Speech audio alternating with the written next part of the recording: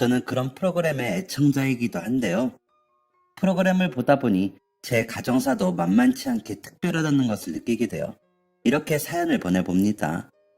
현재 저는 꽤 괜찮은 직장을 다니고 있고 누군가를 만났을 때 떳떳하게 명함을 내밀 수 있는 정도의 직업을 갖게 되었지만 사실 고등학교 2학년 중반까지만 해도 저는 못 말리는 문제아였습니다.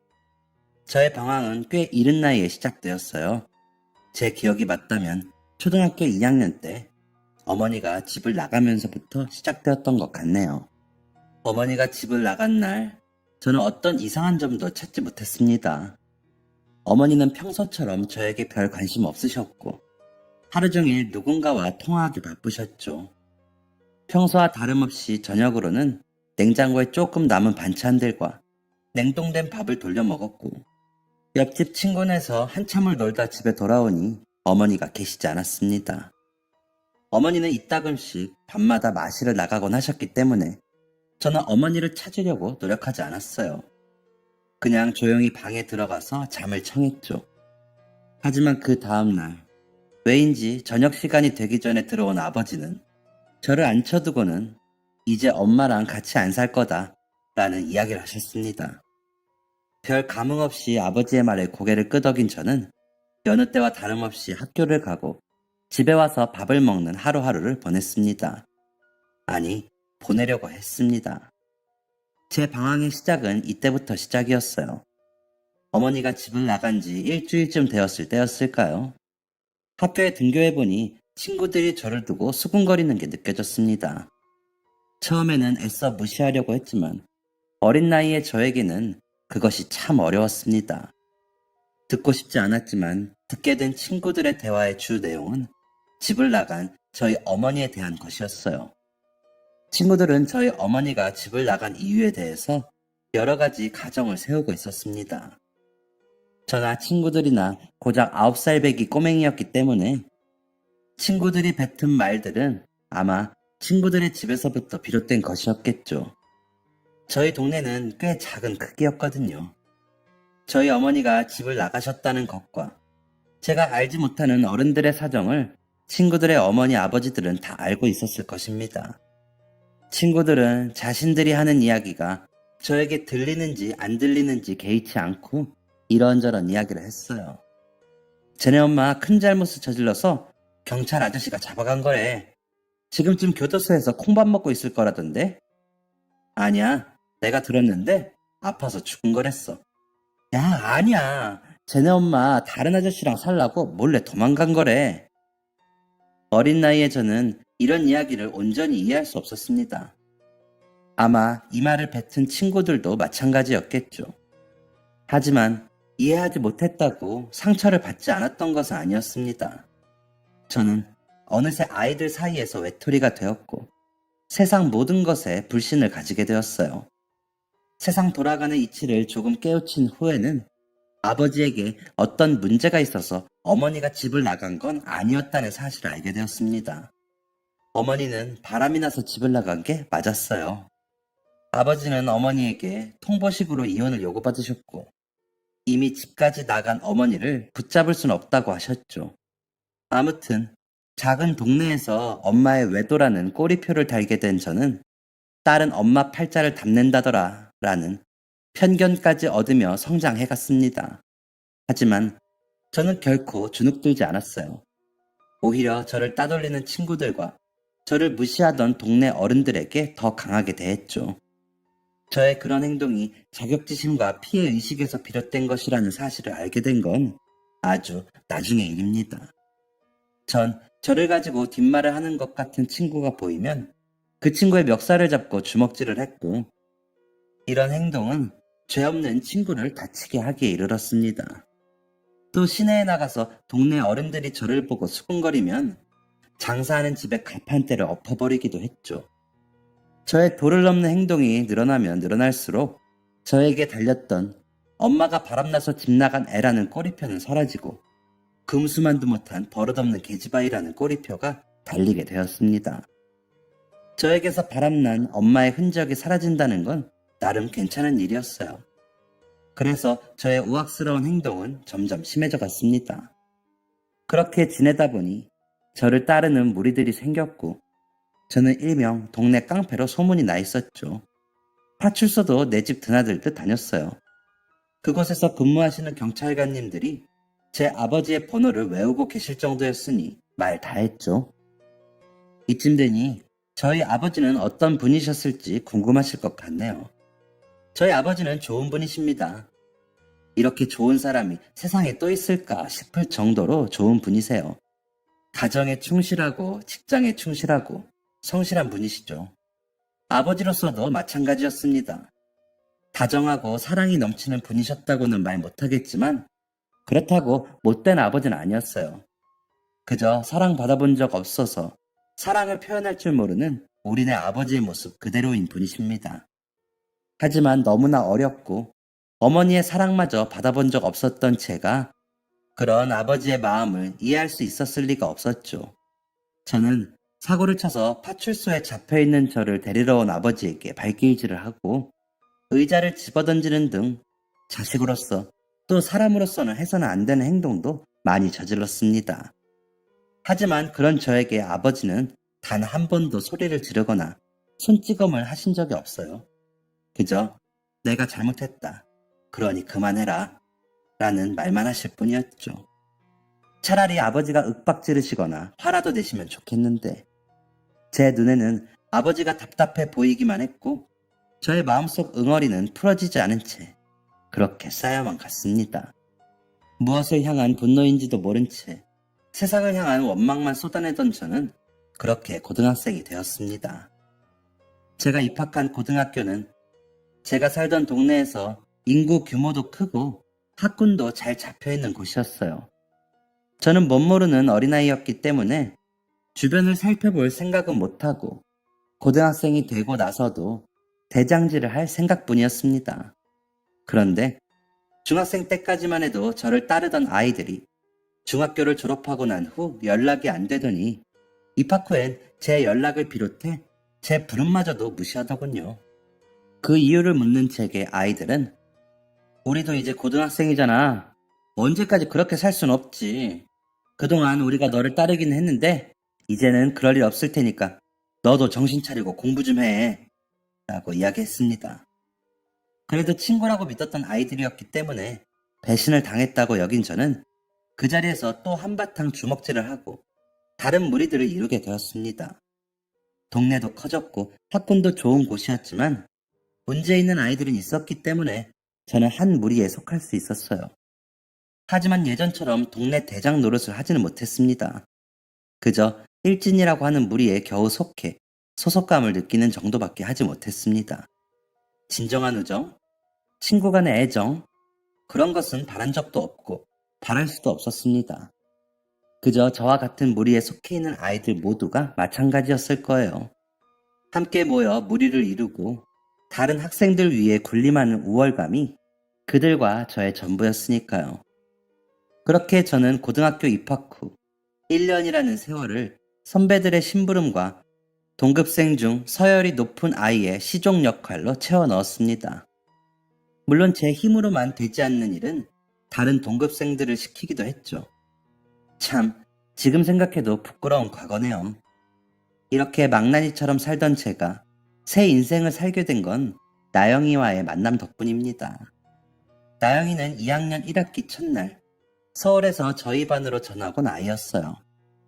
교탁 앞에 서서 당당하게 자기소개를 하는 나영이는 당차고 떳떳해 보였습니다. 저는 그런 나영이의 모습이 부러웠나 봐요. 저는 나영이의 뒷자리에 앉아 나영이의 어깨를 연필로 꾹꾹 누르며 야, 서울에서 왔다고 너무 기고만장한 거 아니야? 처음 온 날이면 고개 숙이고 분위기부터 살펴야지 라는 말도 안 되는 시비를 걸었습니다. 보통 이런 경우라면 다른 애들은 무언가 이상한 것을 느끼고 움츠러들기 마련인데 나영이는 달랐습니다. 나영이는 자신의 어깨를 꾹꾹 누르고 있는 제 연필 지우개 부분을 덥석 잡고 고개를 돌리더니 제 명찰을 흘낏 보고 이렇게 말했어요. 황유정? 이름은 예쁜데 말하는 꼬라서니는 영.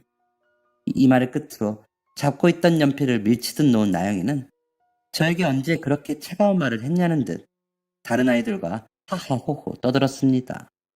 저는 그때 생각했습니다. 아, 잘못 건드렸다. 라고요. 유정이는 얼굴도 예쁜데다가 사교성이 굉장히 좋은 아이였어요. 전학생이라고는 믿기지 않을 정도로 빠르게 기존 학생들 사이에 섞여들었죠. 게다가 공부도 잘해서 선생님들의 예쁨을 받았습니다. 팔방미인, 딱 유정이에게 어울리는 말이네요. 저는 그런 유정이가 영 마음에 들지 않았어요.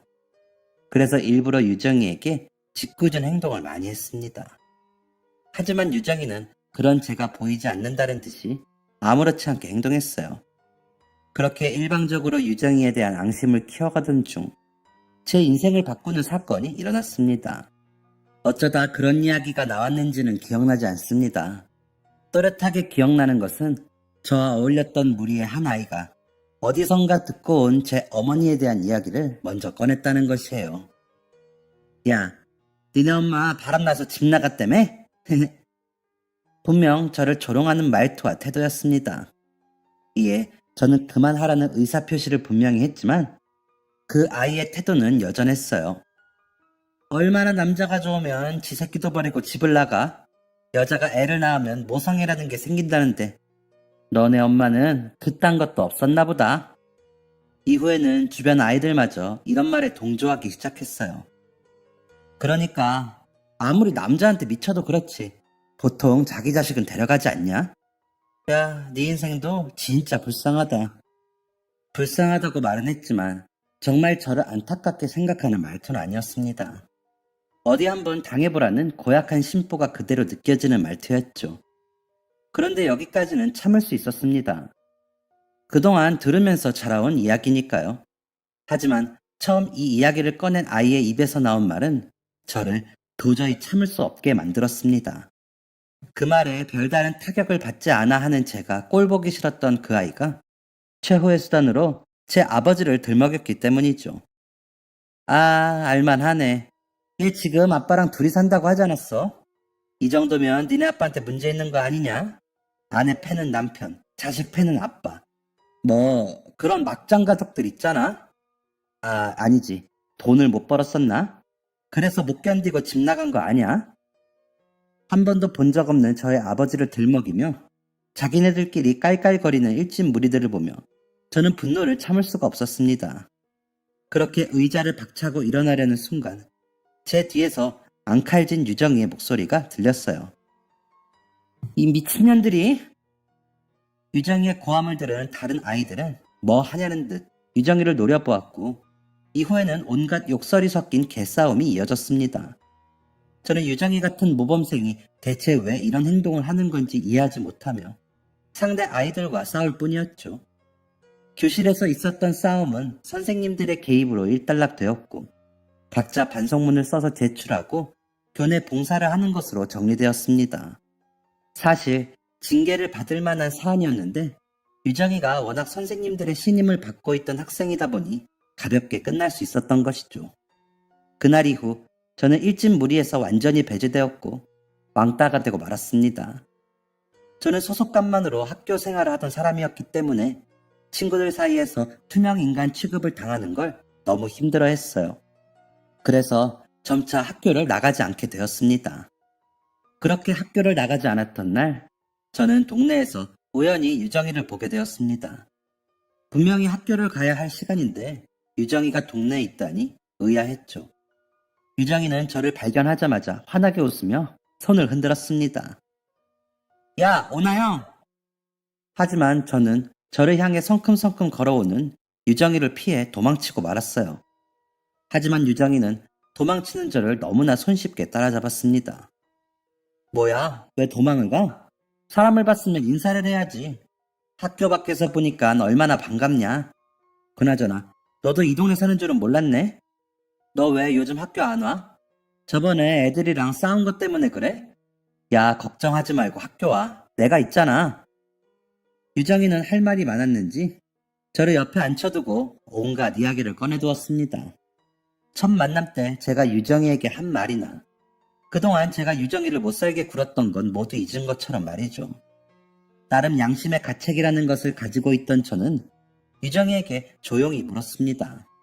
물론 곱게 물어보지는 못했어요. 너 내가 불쌍해서 이래? 친구들이랑 한바탕 하고 그러고 나서 왕따 된 게 불쌍해서 이러지? 너가 이런다고 내가 고마워할 것 같아? 제 말을 들은 유정이는 제 눈을 빤히 쳐다보더니 이내 제 등짝을 한 대 후려치고 크게 웃기 시작했습니다. 너 진짜 말 얄밉게 한다. 누가 너 불쌍해서 그런데? 같은 반 친구를 밖에서 만났는데 반가워서 인사한 거지. 저는 유정이의 말에 괜히 얼굴이 화끈거리는 것을 느꼈습니다. 저를 대하는 유정이의 태도가 훨씬 어른스러워 보였기 때문이죠. 저는 그렇게 유정이 앞에서 도망치듯 자리를 피하려고 했습니다. 하지만 유정이는 그런 제 뒤를 얼른 따라잡았어요. 결국 저는 유정이와 함께 동네 인근을 돌아다니며 이런저런 이야기를 하게 되었습니다. 그런데 너는 왜 학교 안 가고 여기 있는 거야? 아, 엄마가 병원에 가셔야 해서. 어디 아프셔? 응, 몸이 좀 약하셔. 평소엔 주말마다 나랑 병원을 같이 가시는데 이번엔 좀 급하게 검사를 해야 해서 내가 학교를 뺐지 뭐. 그, 너 공부도 잘하고 좋은 대학 갈 거라고 하던데 출석 뭐 그런 거 중요한 거 아니야? 중요하지. 그런데 그것보다 엄마가 더 중요하잖아. 지금 당장 보호자가 있어야 검사를 할 수 있다는데 내가 어떻게 학교를 가냐? 짧은 대화였지만 저는 이 대화에서 유정이에게 아버지가 안 계시다는 것, 그리고 몸이 약한 유정이의 어머니는 의탁할 곳이 없다는 사실까지 알게 되었습니다. 마지막으로 유정이는 이런 자신의 상황을 전혀 문제로 여기지 않는다는 것 또한 알게 되었죠. 엄마는 지금 집에서 쉬고 계셔. 잠기가 워낙 밝으신 분이라 편하게 못 주무실까봐 잠깐 나와 있는 거고. 아, 이제 들어가 봐야겠다. 엄마 깰 때쯤 저녁 만들어 두려고. 유정이는 저에게 이렇게 만나서 반가웠다는 인사를 건넸고 꼭 학교에서 다시 보자는 말을 남기고 일어나려고 했습니다. 그런데 그때 크게 제 이름을 부르는 소리가 들렸어요. 고개를 들어보니 지난번 학교에서 한바탕 했던 그 무리더라고요. 야, 너네 사이 안 좋은 것 같더니 이제 보니 사이 좋다? 낄낄거리며 웃는 녀석들의 모습을 보니 속이 다시 뒤집히는 기분이었습니다. 하지만 학교에서처럼 또다시 싸울 수는 없는 노릇이었기 때문에 저와 유정이는 모른 척 곁을 지나가려고 했죠. 그런데 부모 없는 애들끼리 뭔가 통하는 게 있는 건가? 라는 말이 들렸고 이번엔 제가 참을 수 없었습니다. 유정이는 과하게 흥분한 저를 말렸지만 이미 한 차례 마음에 앙금이 있는 상태의 저는 쉽게 진정할 수 없었어요. 결국 싸움은 꽤 크게 났었고 이웃 주민의 신고로 저와 유정이 그리고 다른 일진 무리들은 경찰서로 연행되고 말았습니다. 무슨 여고생들이 패싸움이야, 패싸움은. 그리고 6명이서 2명이랑 싸우는 게 말이 된다고 생각하니 너희는? 내가 진짜 별거를 다 본다. 경찰 아저씨의 잔소리는 모든 아이들의 보호자가 올 때까지 계속되었습니다.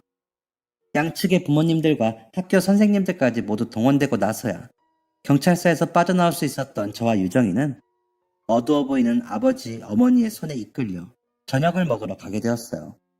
불편한 식사를 마치고 아버지는 어른들끼리 할 이야기가 있으니 저와 유정이는 잠시 밖으로 나가 있으라고 말씀하셨죠.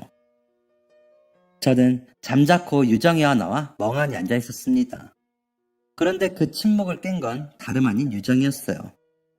유정이는 또다시 제 등을 소리나게 때리더니 야, 너 때문에 내가 진짜 별일을 다 겪어본다 라며 웃어댔죠.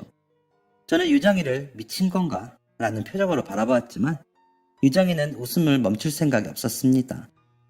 그리고 약간의 웃음기를 띤 채 자신의 이야기를 하기 시작했어요. 너도 이제 알겠지만 나는 아빠가 없어.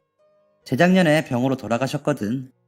내가 아주 아기일 때부터 몸이 아프셨던지라 나는 아빠가 살아계실 때도 아빠 없는 애 소리를 많이 듣고 자랐어. 아빠 가족들은 내가 아빠 잡아먹고 태어난 딸년이라고 못살게 굴기도 했고. 저는 조용히 유정이의 이야기를 들을 뿐이었습니다. 내가 왜 학교에서 너 대신 화를 냈는지 궁금하지 않았어? 나는 네가 그 기집애들한테 그런 말을 듣고도 아무렇지 않아 하는 모습이 꼭 나 같은 거에 화가 났어. 너 옛날부터 엄마 없는 애 소리 자주 들었지? 그리고 그런 얘기를 하도 들으니까 익숙해진 거고. 고개를 끄덕이고 있는 저에게 유정이는 말을 덧붙였습니다. 그거 너무 참지 마. 참고로 이건 우리 엄마가 해준 말이다. 그런 말 듣고 상처받을 바에야 주먹 다짐이라도 하라는 거지. 유정이의 말은 저에게 꽤나 위로가 되었지만 저는 유정이와 저의 다른 점에 집중할 수밖에 없었습니다. 너는 엄마랑 사이가 되게 좋은가 보네. 이 말을 들은 유정이는 아차 싶은 표정이었어요. 무언가를 생각하는 듯 했던 유정이는 한참 가라앉은 목소리로 또다시 자신의 이야기를 꺼내놓았습니다. 아니, 나 엄마랑 사이 별로 안 좋아. 그냥 좋아지려고 아직도 노력하는 중이야. 엄마를 끔찍하게도 생각하는 것 같았던 유정이의 입에서 이런 말이 나오다니 저는 조금 깜짝 놀랐습니다. 엄마는 맨날 바빴어. 일을 하느라 바빴던 것도 아니었고 아빠 간병하느라 바빴던 거였지. 내가 조금 큰 다음부터는 일주일에 반 이상을 아빠 병실에서 보내시더라고. 나는 그게 왜 그렇게 못마땅했는지 모르겠어. 아마도 나는 아빠 없는 애 소리를 듣고 친가 쪽 사람들한테 구박받는 게 엄마가 내 옆에 없었기 때문이라고 생각했던 것 같아. 저는 유정이가 겪었던 상황이 저와 굉장히 비슷하다는 생각을 하며 유정이의 말에 귀를 기울였습니다. 그래도 엄마한테 티를 내진 않았어. 착한 딸내미 노릇을 했던 거지. 그런데 내가 그럴 수 있었던 이유는 언젠간 아빠가 건강을 회복할 거라는 믿음 때문이었어. 솔직히 엄마가 그렇게 열심히 간병을 하는데 안 나오면 이상하잖아. 유정이는 괜히 발에 치이는 돌멩이를 발로 툭툭 건들고 있었습니다. 그런데 아빠가 죽었어. 그리고 아빠가 죽은 지 한 달도 안 돼서 엄마는 쓰러졌고 엄마가 쓰러지기만을 기다린 건지 엄마가 쓰러지자마자 아빠 형제들은 아빠의 조금 남아있던 재산까지 털어가더라. 나는 그 모습을 지켜볼 수밖에 없었어. 아는 것도 없고 도움받을 만한 어른도 없었으니까. 진짜 온몸이 부들부들 거릴 정도로 화가 나는데 할 수 있는 게 아무것도 없다는 게 얼마나 끔찍한지 알아? 저는 잠자코 유정이의 말을 기다렸습니다. 무진장 끔찍해. 근데 그 끔찍한 감정이 나한테 알려준 게 하나가 있어. 그게 뭐냐고 묻는 제 눈빛에 유정이는 주먹을 불끈 쥐어 보이며 이렇게 말했습니다. 화는 내일 사람한테 내야 하는 거다. 그리고 눈 뜨고 코 베이지 않게 똑똑한 어른이 되자. 내가 화낼 대상은 우리 엄마가 아니었어. 아빠도 아니었지.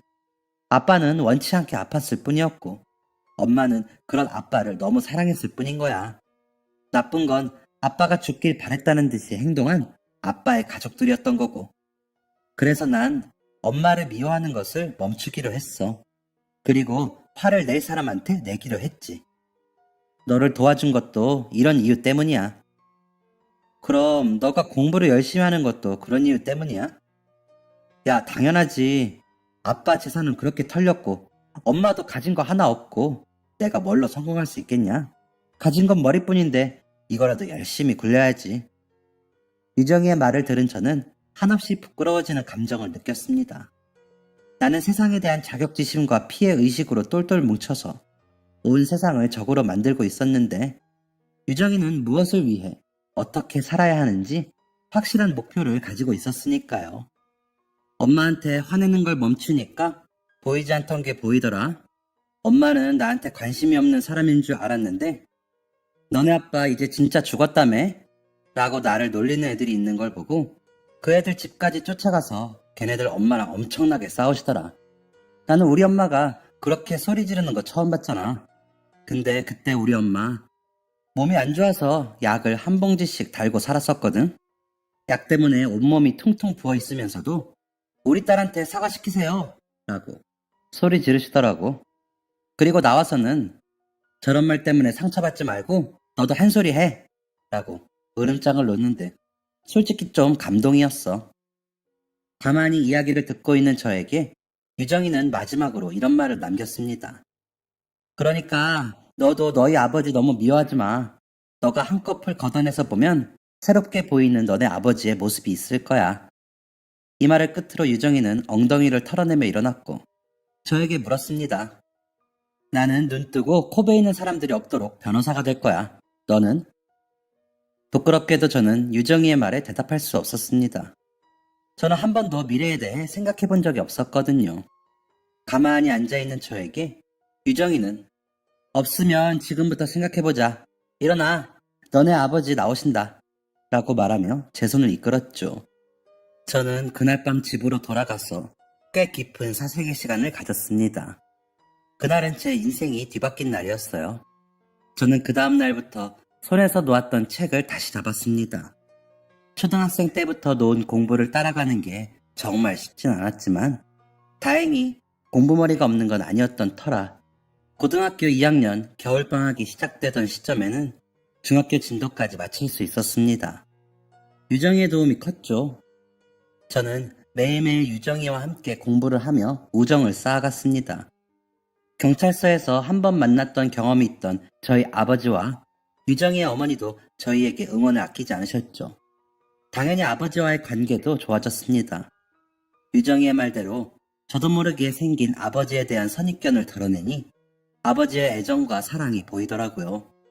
그렇게 고등학교 3학년을 마치고 졸업했을 때 유정이는 본인이 원했던 서울의 한 대학에 법학과로 입학하게 되었고 저는 1년 재수 끝에 유정이와 같은 학교 공과대학에 입학하게 되었습니다. 함께 자취를 시작한 저와 유정이에게는 한 가지 고민이 있었어요. 집에 홀로 남은 부모님에 대한 걱정이었죠. 특히 유정이의 걱정은 더 컸습니다. 유정이 어머니의 건강은 많이 좋아지긴 했지만 여전히 주변의 도움이 필요한 수준이었거든요. 결국 저와 유정이는 두 분의 관계를 더욱 돈독히 해드리기로 마음먹었습니다. 저희 아버지도 일밖에 모르는 인생을 사셨기 때문에 친구와의 시간이 필요한 분이셨거든요. 그렇게 저희는 매주 금요일마다 본가로 향해서 두 분이 만날 만한 자리를 마련해드렸고 그렇게 한 학기가 흐르고 나니 저희 없이도 두 분은 매우 각별한 사이가 되셨습니다. 그리고 1년이 지나자 두 분 사이에서 묘한 기류가 흐르고 있다는 것을 느끼게 되었어요. 그것을 느낀 건 저뿐만이 아니었어요. 나영아, 우리 엄마랑 너네 아빠 뭔가 이상하지? 너도 그렇게 생각해? 뭔가 서로 마음이 있는 것 확실한데 서로 뭔가 눈치 보면서 모르는 척하고 있는 듯한 느낌? 저와 유정이는 서로의 어머니, 아버지가 인연을 맺는 것에 부정적이지 않았습니다. 아니, 오히려 환영하는 쪽이었죠. 그렇다 보니 계속해서 눈치만 보고 마음이 있는데도 없는 척하는 부모님들의 모습이 안타깝게 여겨지기도 했어요. 결국 저는 아버지에게 돌직구를 날리고 말았습니다. 아빠, 유정이네 아줌마한테 관심 있어? 저는 처음으로 무뚝뚝한 아버지의 얼굴에서 당황스러움이란 감정을 읽을 수 있었습니다. 저는 허둥지둥하며 어쩔 줄 몰라 하는 아버지에게 뭐야, 진짜 뭐 있나 보네? 뭐야, 진짜 관심 있어? 이거 아줌마도 아셔? 라고 물었죠. 자식한테 이런 말 해도 되는지 모르겠는데 라며 우물쭈물하는 아버지에게 저는 이제 다 큰 자식인데 무슨 상관이냐. 나는 아줌마랑 아빠랑 잘 되는 거 완전 환영이다라고 대답했고 아버지로부터 유정이네 어머니에게 관심이 있다는 확답을 들을 수 있었습니다. 그런데 조금 이상한 부분이 있었어요. 아버지가 마음을 여러 번 표현했지만 유정이의 어머니가 계속해서 대답을 회피하신다는 것이었어요. 게다가 그러고 나서 다음 날이 되면 아무 일 없었던 양 행동하신다고 했죠. 확실히 이상하네. 유정이네 아줌마가 그러실 분은 아닌데. 이거 누가 봐도 어장관리잖아. 어장관리? 요즘 애들이 쓰는 그런 말 있어요. 저는 이 사실을 유정이에게 알렸고 유정이도 이상하다는 듯한 반응을 하며 자신의 어머니와 이야기해보겠다고 알렸죠. 그러고 나서 며칠 후 저는 아주머니의 이상했던 행동의 이유를 찾을 수 있었습니다. 아주머니랑 대화해봤어? 얘기해봤는데 우리 엄마도 아저씨한테 관심 있는 건 맞더라고. 야, 잘됐네. 지금 당장이라도 두 분이서 이어질 수 있는 거잖아. 그런데 그게 우리 엄마 입장도 좀 이해가 돼. 유정이가 이야기해준 아주머니 입장은 가슴 아프면서도 수긍이 가는 내용이었습니다. 우리 엄마가 몸이 좀 안 좋으신 거 알지? 그치, 알지. 물론 지금은 많이 괜찮아지셨지만 언제 또 악화될지 모르는 상황인 것도 알고 있고 그치, 나도 알고 우리 아빠도 알지. 유정이의 어머니는 왜 나영이의 아버지한테 마음이 있으면서도 만나지 않는 거냐라는 질문에 이렇게 대답하셨다고 합니다. 너희 나이라면 이 사람도 만나보고 저 사람도 만나보고 할 수 있겠지. 그런데 엄마 나이가 되면 그게 안 돼. 내가 이 나이 먹고 20대의 너희처럼 연애를 하는 건 말이 안 되잖니. 누군가와 가볍게 데이트도 해보고 만났다가 아닌 것 같으면 헤어지는 거, 그게 참 어려운 일이 됐다. 하지만 이것만으로는 설명이 부족했어요.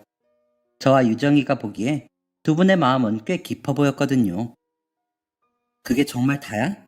나이가 있으시니까 새로운 만남이 부담스럽다는 거? 그게... 유정이는 무거운 표정으로 어머니가 하신 말을 전해주었습니다. 그리고 엄마 몸이 아픈 거 그걸로 피해 끼치고 싶지 않아. 아픈 사람 곁에 있는 게 얼마나 힘든 일인지 내가 몰랐더라면 염치불구하고 나영이네 아버지 만나봤을 것 같아. 그런데 엄마는 너무 잘 알잖아. 아픈 사람 옆에 남아있는 일이 얼마나 힘든지.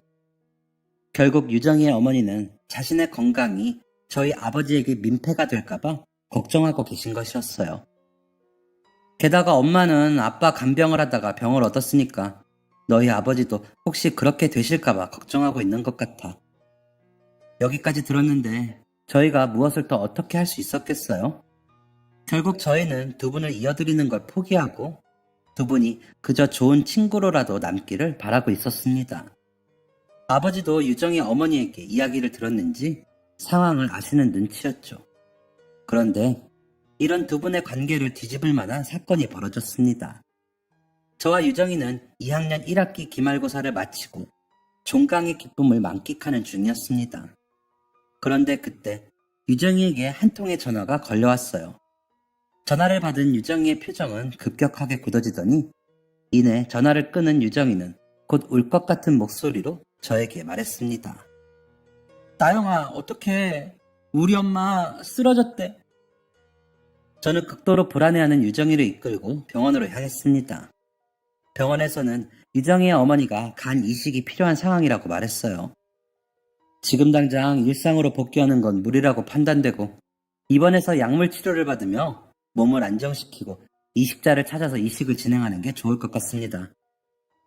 간이식 1순위로는 당연히 유정이가 언급되었습니다. 그런데 유정이는 간 이식에 적합하지 않다는 진단을 받았습니다. 유정이의 간이 이식할 만한 수준의 크기가 되지 않았거든요. 자신의 간을 어머니에게 드릴 수 없다는 사실을 알게 된 유정이는 엉엉 울며 자책하기 시작했어요. 자신이 엄마 옆에 있었다면 엄마가 이 지경이 될 때까지 가만히 두지 않았을 거라고 말이죠. 저는 그런 유정이를 아무 말 없이 위로할 수밖에 없었습니다. 저도 검사를 실시했지만 간이식 부적합 판정을 받았거든요. 그런데 아주 의외의 곳에서 이식자가 나타났습니다. 바로 저희 아버지였죠. 평소 건강 하나만큼은 자신 있으셨던 아버지는 여러 가지 검사를 한 후 간 이식이 적합하다는 판정을 받고 그렇게 유정이 어머니의 이식자가 되셨습니다. 아버지와 유정이 어머니는 여러 가지 절차를 밟은 후에 곧바로 수술에 들어가셨습니다. 상태가 좋지 않으셨던 유정의 어머니는 이식자가 누구인지도 모른 채 수술을 받게 되셨죠. 유정이는 수술이 진행되는 내내 제 손을 꼭 붙잡으며 미안하다는 말을 반복할 뿐이었어요. 미안해. 내가 이식이 가능했으면 너희 아버지가 수술실에 들어갈 일은 없었을 텐데. 괜찮아. 이식을 하겠다고 하신 건 아버지 선택이었고 너가 미안할 거 없어. 무엇보다 다른 기증자를 기다릴 만한 여유가 없었던 건 내가 제일 잘 알아. 그러니까 너무 자책하지 마. 이런 말을 하면서도 제 마음 한구석엔 불안한 마음이 남아있었습니다. 완벽하게 안전한 수술이 세상에 존재할 리는 없으니까요. 혹시라도 우리 아버지가 잘못되면 어떻게 하지? 유정이의 어머니한테 간이 잘 안 맞으면 어떻게 하지? 라는 걱정스러움이 온몸을 감싸고 있었습니다. 엇겁과 같은 시간이 흐른 뒤 수술실 문이 열렸고 수술을 마친 의사와 마취해서 깨지 못한 두 분이 실려 나오셨습니다. 의사는 간이식은 성공적으로 이루어졌고 이후 경과를 지켜보아야 한다는 말을 전하고 자리를 떠났죠. 저와 유정이는 다리의 힘이 턱 풀리는 것을 느끼며 병실을 지키고 있었습니다. 먼저 정신을 차린 건 유정이의 어머니셨어요. 유정이의 어머니는 간 이식이 잘 되었다는 이야기를 듣고 안도함과 동시에 자신에게 간 이식을 해준 사람이 누구인지 궁금해하셨습니다. 그런 어머니에게 유정이는 조심스럽게 간 이식을 해준 사람의 정체를 밝혔어요. 이야기를 들은 유정이의 어머니는 놀라움과 미안함을 감추지 못하셨습니다. 뭐? 그 사람이 나한테 간 이식을 해줬다고? 나는 간이 너무 작아서 이식할 수 있는 수준이 안 된대. 그 소식을 들은 나영이 아버지가 선뜻 나서서 간 이식 적합 검사를 해주신 거야. 그리고 일찍 판정이 나오자 주저하지도 않고 수술대에 오르셨고. 이 이야기를 들은 유정의 어머니는 눈물을 뚝뚝 흘리며 말씀하셨습니다. 아니, 내가 뭐라고 간 이식을 해. 이게 얼마나 위험한 수술인데. 아버지도 마취해서 깨어나셨고 저희 아버지와 유정이의 어머니는 몸을 회복하는 데 집중하셨습니다. 수술이 성공적으로 끝났다는 의사의 진단이 내려진 후 저와 유정이는 두 분이 깊은 대화를 할 수 있는 시간을 마련해 드리려고 했습니다. 하지만 아버지는 내 호의가 무기가 돼서 향미 씨를 올가맬까봐 걱정이다. 사실 나는 내가 기증했다는 사실도 알리고 싶지 않았어. 라며 만남을 거절하셨습니다. 아버지는 유정이의 어머니가 간 기증 사실에 부담을 느낄까봐 걱정하고 계신 것이었어요. 아버지의 생각은 꽤나 완강했고 저와 유정이는 아주머니가 만남을 간절히 바라고 있다는 사실까지 알리고 나서야 두 분의 만남을 성사시킬 수 있었습니다. 병원 로비에 있는 카페에서 만난 두 분은 꽤 오랜 시간 동안 대화를 나누셨어요. 저와 유정이는 007 작전을 방불케 하는 행동력으로 무사히 부모님들의 건너편 자리를 차지할 수 있었습니다. 잘 지냈냐는 안부 인사로 대화를 시작한 두 분은 꽤나 어색해 보였습니다. 저를 병원으로 데리고 와주신 것도 선생님이라는 소식 들었어요. 감사합니다. 아니 제가 가까이 있었으니 당연한 일을 한 거죠. 한참을 머뭇거리던 유정의 어머니는 먼저 이식에 대한 말을 꺼내셨어요. 간이식도 결심하기 쉽지 않으셨을 텐데 선뜻 나서주셔서 감사해요. 여기 간호사분들한테 들어보니까 수술 5분 전에 이식 못하겠다고 뛰쳐나가는 사람들도 많다고 하더라고요. 가족도 아니고 제가 뭐라고 이렇게까지 해주셨는지 정말 감사합니다. 진심으로 고개를 숙여 감사 인사를 하시는 유정이 어머니의 모습에 아버지는 부끄러운 듯한 표정을 지으며 저만 용기를 낸 것도 아닙니다. 제일 먼저 나선 건 유정이었어요. 라고 대답하셨죠. 저는 저런 아버지의 모습을 보며 유정이에게 아니 저 상황에서 저런 말밖에 못해? 지금 저러의 찬스인데 왜 기회를 안 잡냐고 라고 속삭이며 조용히 소리치고 있었습니다. 그런데 유정이는 그런 제 입을 틀어막더니 조용히 하라는 제스처를 취했어요. 그러고는 아버지가 이어서 말하는 거에 집중하라는 포즈를 취했죠. 사실 수술하고 나서 향미 씨 얼굴을 볼 생각이 없었습니다. 아이들한테도 제가 이식했다는 사실을 알리지 말아달라고 부탁하려고 했는데 아이들이 한 발 빨랐네요. 아니 대체 왜? 제가 알아야 은혜를 갚죠. 무엇보다 어차피 저랑 계속 얼굴 보고 지내실 거 아닌가요? 나중에 어떻게든 알게 됐을 텐데 왜 그런 결정을? 아주머니의 대답에 아버지는 아무 말이 없으셨습니다. 아마 간 이식을 한 후에 영영 아주머니의 얼굴을 안 볼 생각이셨기 때문이겠죠. 선생님, 설마. 네, 이대로 더 이상 뵙지 않을 생각이었습니다. 아니 대체 무엇 때문에요? 속상해하는 아주머니를 두고 아버지는 차를 한 모금 마시더니 이렇게 말씀하셨어요. 제가 향미 씨를 마음에 품고 있다는 사실은 잘 알고 계실 거라고 생각합니다. 아주머니가 아무 대답 없이 찻잔만 바라보고 있자 아버지는 말을 이어가셨어요. 하지만 향미 씨는 제 마음을 받아줄 준비가 안 되어 있다고 하셨고 그 이유 중에 하나로 건강 문제를 꼽으셨죠. 혹시나 제 건강을 해칠까봐 만남도 미뤄왔는데 결국 제가 간이식을 해주었다는 걸 알게 되면 향미 씨가 죄책감을 느끼실까 걱정되었습니다. 무엇보다 말하기를 주저하는 아버지의 표정을 지켜보던 저와 유정이는 침을 꼴깍 삼키며 상황을 지켜보고 있었어요. 무엇보다 향미 씨가 그런 미안한 마음으로 저와의 만남을 억지로 허락할까 걱정되었습니다. 아버지의 속마음을 들은 아주머니의 눈에는 눈물이 그렁그렁 맺혀 있었습니다. 곧 눈물을 터뜨릴 것 같은 아주머니의 모습에 아버지는 당황하셨고, 아버지가 티슈를 건네기도 전에 아주머니의 눈에서는 눈물이 떨어지고 말았어요. 왜 그런 생각을 하세요? 아주머니는 뒤늦게 건넨 티슈로 연신 눈물을 훔치며 아버지에게 이렇게 이야기하셨습니다. 저도 선생님한테 마음이 있는 걸 아시잖아요. 그런데 왜 그런 생각을 하시냐고요? 저와 유정이는 아주머니도 아버지에게 마음이 있다는 사실을 알고 있었기 때문에 그저 묵묵히 아주머니의 이야기에 집중할 뿐이었지만 아버지의 태도는 달랐습니다.